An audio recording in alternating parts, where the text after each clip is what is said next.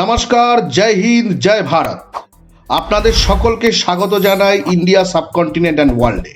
গত 4 মে 2024 অর্থাৎ শনিবার জম্মু কাশ্মীরে ইন্ডিয়ান এয়ারফোর্সের কনভয়তে একটি উগ্রবাদী হামলা হয়ে থাকে এবং দুর্ভাগ্যবশত ভারতীয় বায়ুসেনার একজন জওয়ান এই হামলার দরুন মারা যায়।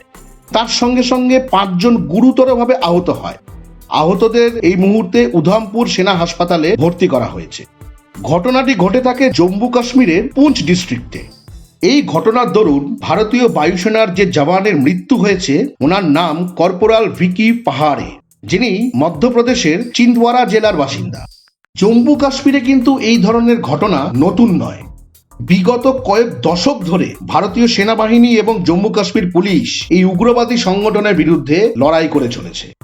দর্শক বন্ধুরা, স্ক্রিনে এই মুহূর্তে আপনারা দেখতে পাচ্ছেন যে গাড়িটিতে উগ্রবাদী হামলা হয়েছিল এবং এই মুহূর্তে সারা দেশে একটা কন্ট্রোভার্সি শুরু হয়ে গেছে যে ভারতীয় সেনাদের কিংবা বায়ুসেনাদের কেন এই ধরনের বাস কিংবা ট্রাক দেয়া হয়ে থাকে মুভ করানোর জন্য। আর্মার্ড প্রোটেক্টেড ভেহিকেল কেন দেয়া হয় না? কারণ এই ধরনের ঘটনা জম্মু কাশ্মীরে কিন্তু নতুন নয়। পরিস্থিতি এমন তৈরি হয়েছে যে অনেকে তো বলতে শুরু করেছে যে ইন্ডিয়ান আর্মির উচ্চপদস্থ অফিসাররা সব করাপ্টেড। দেখুন, আর্মার্ড ভেহিকেল ব্যবহার করা সেটা অন্য বিষয়, কিন্তু ইন্ডিয়ান আর্মি কিংবা ইন্ডিয়ান এয়ারফোর্সের উচ্চপদস্থ অফিসাররা সব করাপ্ট, এই কথাটা কিন্তু আমি মানতে রাজি নই।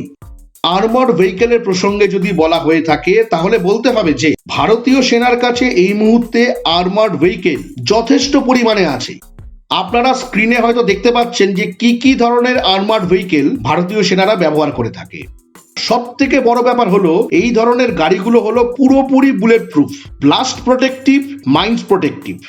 কিন্তু প্রশ্ন উঠছে যে এত সুবিধে থাকা সত্ত্বেও কেন সেদিন ইন্ডিয়ান এয়ারফোর্সের জওয়ানরা আর্মার্ড ভেহিকেলের জায়গায় এই ট্রাক ব্যবহার করলো। আপনাদের কাছে সম্পূর্ণ বিস্তারিত আলোচনা করব। আপনাদেরকে অনুরোধ, ভিডিওটি পুরো দেখুন। যদি ভালো লাগে লাইক করুন, শেয়ার করুন এবং কমেন্ট করে জানান আপনাদের কেমন লাগলো, এবং আমাদের চ্যানেলকে সাবস্ক্রাইব করুন। সবার প্রথমে আমাদেরকে জানতে হবে সেনাতে আর্মার্ড ভেহিকেল কি কি ক্ষেত্রে ব্যবহার করা হয়ে থাকে। যেমন peace keeping mission, internal security duties, আবার এমন কোনো জায়গায় মুভ করতে হবে যেখানে অনবরত গুলি চলছে এদিক সেদিক থেকে, রাস্তায় যেখানে সেখানে মাইন্স থাকবার সম্ভাবনা আছে।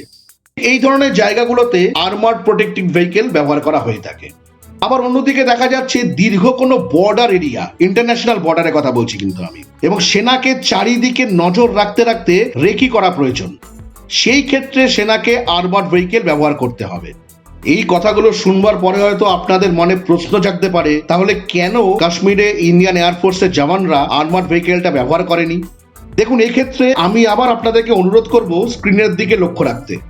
দর্শক বন্ধুরা, স্ক্রিনে যে গাড়িটি আপনারা দেখছেন এটি কিন্তু ইন্ডিয়ান এয়ারফোর্সের গাড়ি, অর্থাৎ এই গাড়িটিতেই হামলা হয়েছিল।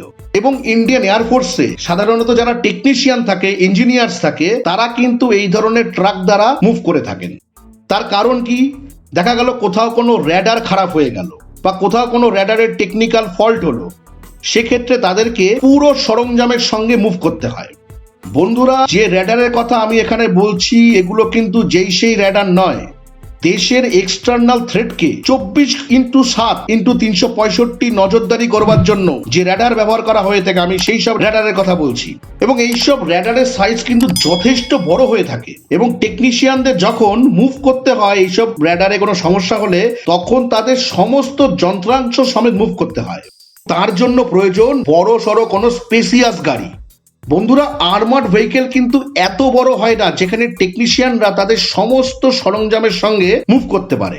আর এই হচ্ছে তার প্রধান কারণ যে আর্মার্ড ভেহিকেল থাকা সত্ত্বেও এয়ারফোর্সের জওয়ানদের পরিস্থিতি অনুযায়ী এই ধরনের গাড়ি অর্থাৎ ট্রাক, বাস ব্যবহার করতে হয়। দেখুন, কাশ্মীরে যে ঘটনাটি ঘটেছে এটি সত্যি নিন্দনীয় এবং কোনো মতে এই ধরনের ঘটনাকে মেনে নেওয়া যায় না। একটা সময় ছিল কাশ্মীরে যখন প্রতিনিয়ত এই ধরনের পরিস্থিতি তৈরি হতো। তবে বর্তমানে কাশ্মীর এখন অনেক ঠান্ডা। তবে সরকারকে আরো সতর্ক হতে হবে, ইন্টেলিজেন্স আরো স্ট্রং হতে হবে যাতে আগামী দিনে এই ধরনের ঘটনা না ঘটে। এই মুহূর্তের খবর অনুযায়ী কাশ্মীরে সার্চ অপারেশন শুরু হয়ে গেছে। ভারতীয় সেনা এবং জম্মু কাশ্মীর পুলিশ পুরো এরিয়া ঘিরে সার্চ অপারেশন চালাচ্ছে। এবং আমরা আশাবাদী যে খুব তাড়াতাড়ি আমাদের সেনারা সেই সব উগ্রবাদী যারা এই ধরনের নক্কারজনক ঘটনা ঘটিয়েছে তাদেরকে জাহান্নামে পাঠিয়ে দিতে পারবে। দর্শক বন্ধুরা, ভিডিওটি যদি ভালো লেগে থাকে অবশ্যই কমেন্ট করে জানাবেন। খুব তাড়াতাড়ি আসছি আরো একটি নতুন ভিডিও নিয়ে। জয় হিন্দ, জয় ভারত।